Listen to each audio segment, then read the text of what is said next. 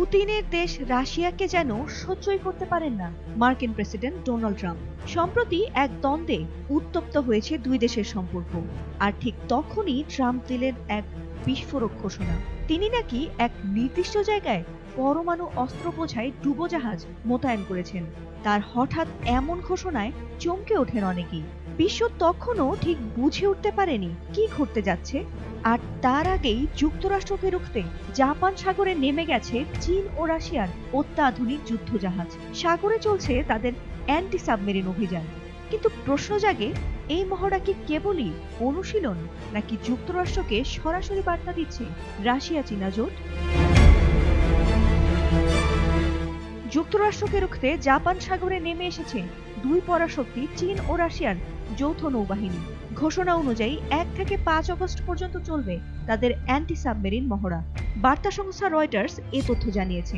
Reuters বলছে, এই মহড়া অনেক আগে থেকেই নির্ধারিত ছিল, তবে সময়ের প্রেক্ষিতে এটিকে নিছক কাকতালীয় বললে ভুল হবে, বিশেষ করে যখন ট্রাম্পের সাবমেরিন মোতায়েনের ঘোষণার পরেই তা কার্যকর হচ্ছে। এছাড়া ধারণা করা হচ্ছে রাশিয়ার কাছাকাছি কোনো এক অঞ্চলেই মার্কিন এই ডুবোজাহাজ মোতায়েন করা হয়েছে। এমন পরিস্থিতিতে জাপান সাগরে রুশ এবং চীনা নৌবাহিনীর যৌথ অ্যান্টি সাবমেরিন মহড়াকে বেশ তাৎপর্যপূর্ণ বলেই মনে করছেন অনেকে। আন্তর্জাতিক কূটনৈতিক অঙ্গনে উত্তেজনার পারদ ক্রমশ বেড়েই চলেছে। বিশ্লেষকরা বলছেন, মহড়ার প্রকৃত বার্তা লুকিয়ে আছে সময় ও স্থান নির্বাচনের মধ্যে। পরমাণু অস্ত্রে সজ্জিত সাবমেরিনের মোতায়েন মানে যুক্তরাষ্ট্রের একরকম শক্তি প্রদর্শন, আর তার পাল্টা হিসেবে রাশিয়া ও চীন সমুদ্রে নেমেছে সাবমেরিন বিধ্বংসী যুদ্ধজাহাজ নিয়ে।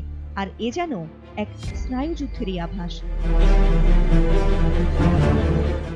বিশেষত জাপান সাগর এমন একটি এলাকা যেখানে মার্কিন ঘাঁটি, দক্ষিণ কোরিয়া, জাপান ও উত্তর কোরিয়ার কৌশলগত অবস্থান একে পরিণত করেছে নতুন ভূরাজনৈতিক সংঘাতের হটস্পটে।